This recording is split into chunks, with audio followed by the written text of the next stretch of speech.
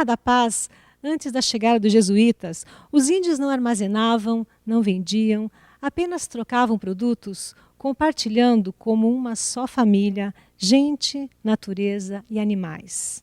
Nada possuíam, lembrando o reino celeste prometido pelo cristianismo. Não havia governo. Palavra e tradição regiam as comunidades. E foi essa ausência de comando que possibilitou aos jesuítas, sob as leis de Filipe II, rei da Espanha, dominar nações pacíficas que não possuíam a cobiça característica das sociedades divididas entre ricos e pobres. Uma questão levantada é que se as missões sujeitavam os índios, antes livres, caçadores, sem preocupações com o futuro, elas também significaram uma alternativa de vida? Fora delas, o que aconteceu com os índios que não se reduziram? Sobre estas e outras temáticas que envolvem as reduções, vamos conversar com nossa convidada de hoje, a antropóloga e indigenista Luli Miranda. Bem-vinda, Luli, à Latinoamérica RTV. Muito obrigada, Vânia, pelo convite. Estamos aqui. É uma alegria recebê-la, mas antes de falarmos sobre o tema das reduções das missões jesuíticas, eu quero convidar você, Luli, a fazer uma viagem até a sua terra, até o Paraguai, exatamente em Santa Rosa. Vamos? Me acompanha? Sim, pois não. Ao chegarmos em Santa Rosa, 248 quilômetros de Assunção, que foi fundada em 1698, podemos observar ao redor da praça central, além da igreja, vestígios intactos do campanário original. E as casas que pertenciam aos indígenas reduzidos, hoje estão habitadas e utilizadas para o comércio.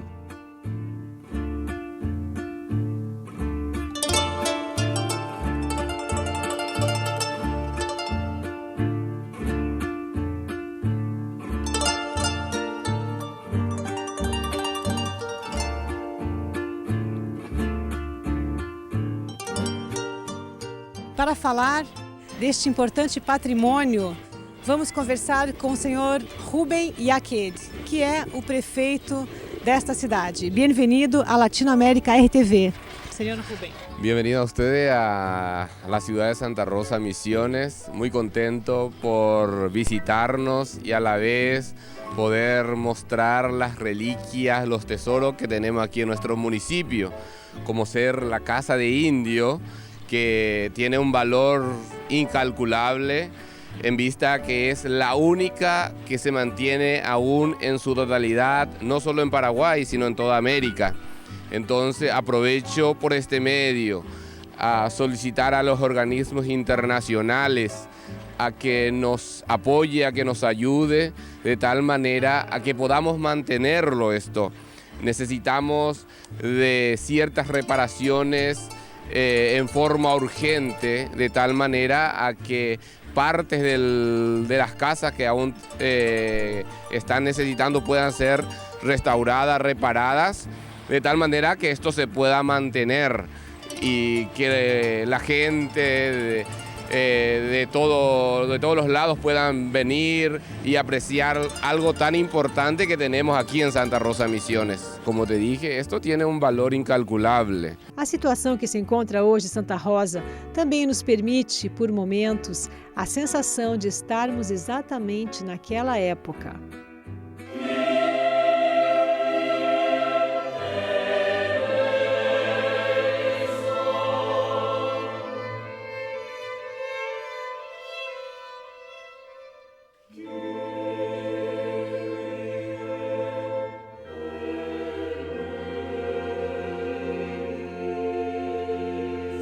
E no interior da capela de Nossa Senhora de Loreto encontram-se, além de afrescos em suas paredes, esculturas em arte barroca. Bueno, esta es la capilla que hicieron los jesuitas con ayuda de los indios. Es la capilla que fue hecha para la Virgen de Loreto. Nuestra Señora de Loreto es aquella imagen que está allá, que es una imagen que fue tallada por los indígenas de aquella época, y lo que tiene la Señora de Loreto es el niño en los brazos, ¿verdad? E esses afrescos são originais desta época, hechos por quem? Sí, y los frescos fueron hechos por los jesuitas y con ayuda de los indígenas de aquella época, y son originales. Hace poco se hizo la restauración de estos frescos, pero ahora necesitan otra vez ser restaurados, porque la pintura de esa época no se concibe igualar, digamos, porque era una pintura que hasta ahora no se sabe de qué material fue hecho.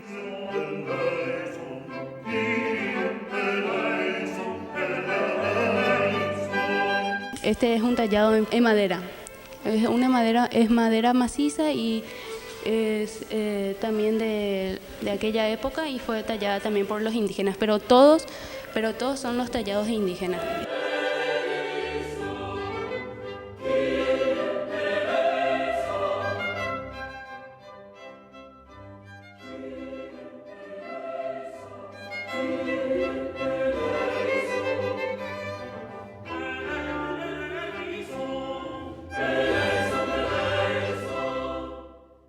Por ejemplo, estos bloques de piedra que pueden ver aquí son de lo que queda de lo que era antiguamente la iglesia, porque la iglesia se había quemado en una época y estos son los únicos bloques de piedra que quedaron de aquella época. Y también lo que pueden, al principio de aquí en la entrada también hay unos bloques de piedra que son también de que antes la torre se había derrumbado un poco y esos bloques de piedra son también originales de aquella época. Lo que podemos decir de las imágenes son que son del barroco, del barroco también por la forma en que lo han hecho, por lo que pueden ver, por la forma en que fueron talladas con majestuosidad y todo, que tienen estas piezas, que esta es la piedra, una de las piezas, pero la mejor pieza que sobre todo que tenemos aquí es el Arcángel Gabriel, que es aquella. Parecen como real, que tienen un vuelo especial y todo. Hechas por los indígenas? Por los indígenas de aquella época. Se comenta que, especialmente em Santa Rosa, existe uma atmosfera artística, certamente herança do talento musical dos guaranis reduzidos. E exatamente em uma destas casas, encontramos a comprovação de talento e sensibilidade artística. Senhor Rubem, me parece que esta porta é um pouco distinta das outras que miramos. Está conservada exatamente como a 1700? Asimismo, es la única puerta que se mantiene, que es original, del año 1700, así como usted mencionó. Y a mí me gustaría si podemos pasar adentro de tal manera a ver inclusive el piso, que es totalmente original, el techo también. Acá então está um tesouro precioso. Así mismo, esta es la pieza en donde se mantiene la totalidad, así como se construyó. Teremos o privilégio agora, você que está nos vendo nesse momento, vamos conhecer um lugar que está preservado exatamente como a 1700. E o que funciona aqui? De todo. De todo. Vamos conhecer este lugar. Com licença, com licença. Adelante. Buenas tardes. Buenas tardes. Bem-vindo Muy bien. a Brasil, a Latinoamérica RTV. Bueno, estamos invadindo seu espaço. Poderia nos contar a todo o Brasil o que é este lugar? Acá é exatamente como viviam os indígenas, Sí. as missões. Totalmente original de los indígenas. Yo hace 22 años que estoy acá, trabajando en la peluquería. És um peluqueiro? Y músico también. É músico também? Como é isto? Y mantengo siempre así, bien prolijito, los techos, los paredes, todo original, piso, techo, la puerta, la pared, todo es original. E original como o senhor que é peluqueiro, que instrumento? Es guitarra y contrabajo. Ah, sí, entonces Sí. es una peluquería en fiesta. Pero es exactamente, vos tenés que primero venir a la peluquería y después te vas en los festivales. Ah, qué bueno. Es verdad que en esta región de las misiones las personas son muy artistas, musicales. ¿Es verdad esto? Estamos entre 16 músicos los días viernes. Aqui nesse, ejecutando. este é o ponto, então, se reúne. Aqui é o quartel-general dos músicos de... Essa é a quartel-general de los músicos. Oh, que belo. Podemos, então, alguém aí se manifesta para experimentar as manos do peluqueiro? A ver se tem algum voluntário. Sí. Bueno. Este é o seu instrumento? Sí, también. Sim, podemos ver um pouco? Sí, cómo no, no hay problema.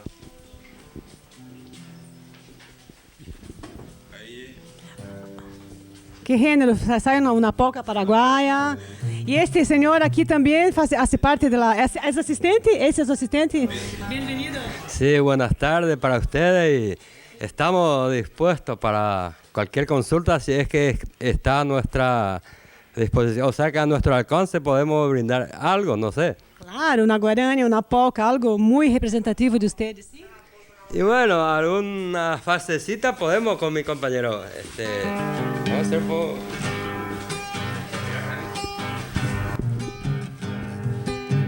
Amor eterno, tú me juraste, cariño eterno, yo te juré. Cobardemente me traicionaste y yo sincero tanto te amé. Tú te vendiste como una esclava por el dinero que te ofreció. Y te casaste interesada, no con el hombre que te adoró. Era mentira tu amor primero, era mentira tu adoración. Mira que llevo dentro del pecho la vil moneda de tu traición. Una mensaje a los brasileños, a los latinoamericanos que no todavía conocen nada del Paraguay. O sea que hay mucho que conocer de esta tierra. Quiero que manden una mensaje de acá. Y nuestro mensaje es que nosotros como paraguayos siempre escuchamos la música brasilera y los carnavales paraguayos siempre están adheridos porque viene la cultura y danzamos también música brasilera acá en Paraguay. Por lo tanto, nosotros pedimos a los brasileños que nuestra cultura sea bienvenida allá en Brasil. Yo le agradezco la visita y así también lleva un recuerdo, una música paraguaya hacia los hermanos brasileños. Por aquel oro en tu pensamiento siempre estará. Si tu marido te pide un beso puro con gran amor, en ese instante vendrá el recuerdo por el dinero que te compró. Era mentira tu amor primero, era mentira tu adoración. Mira que lleva dentro del pecho la vil moneda de tu traición. Lúlia, eu quero saber o que você sentiu vendo essa matéria de Santa Rosa. Emociona ver, Vânia, que a ancestralidade, por exemplo, dos camponeses ali, com os instrumentos deles, que são um aporte da Europa, né? Os instrumentos musicais, você vê ali o Paraguai nessa simbiose, né? Da modernidade e da ancestralidade. Essa é uma das riquezas do Paraguai, Lúlia? É um dos tesouros que ele guarda muito dentro dele até hoje. Na verdade, o que seria, o que poderia ser visto com outros olhos como um atraso, na verdade, é a manutenção profunda de uma identidade. Poderia ser dito dessa forma? Olha, Vânia, um cacique guarani disse assim: se para vocês o nosso jeito de viver é a pobreza, deixem-nos ser pobres, no sentido material, porque é tudo aquilo que você foi descobrir lá. Para nós entrarmos agora no tema das missões jesuíticas, eu gostaria que você colocasse exatamente o que teriam acontecido com os indígenas não reduzidos. E se as missões foram realmente uma alternativa de vida também naquele momento? Olha, Vânia, os que não foram reduzidos eram bastante belicosos. Os Mocobi, lá na Argentina, no norte da Argentina e no sul do Paraguai, eram de uma bravura, assim, eram irredutíveis, realmente. Tanto que eles foram se fechando nas matas e nunca foram reduzidos. Então, esses escaparam mesmo que reduzidos na sua população, né? E a sua extinção depois, né? Agora, essa segunda questão seria uma alternativa? Não sei, Vânia, porque não se sabe o que não aconteceu, né? O que poderia ter sido, né? Isso fica no ar, realmente. Já aconteceu de eles ficarem nos redutos e serem alvo de escravidão, dos bandeirantes e tudo isso, né? Então... Porque está difícil saber agora. Porque, na verdade, na realidade da América Latina toda, houve um extermínio, praticamente, de muitas comunidades indígenas, de quase todas. Ficaram à mercê. No caso dos guaranis, eles estavam à mercê, ou eram escravizados, ou eram caçados, ou eram reduzidos. Eram poucas alternativas, na verdade. É verdade, isso você mapeou excelentemente agora. Assim mesmo, Vânia. E o que teve de bom as missões jesuíticas?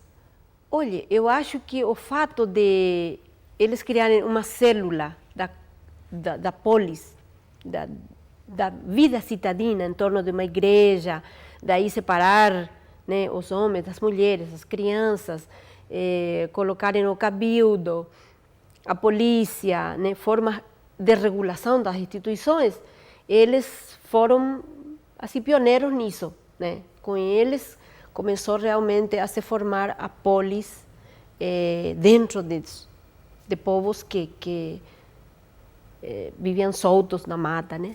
Então, acho que nesse sentido. E também tinha as oficinas, onde eles se especializavam em canto, em escultura, em música, aprendiam, se alfabetizavam e até faziam, escreviam em pentagramas, né? Então, acho que isso tinha culataria, entrou o gado bovino, por exemplo, né?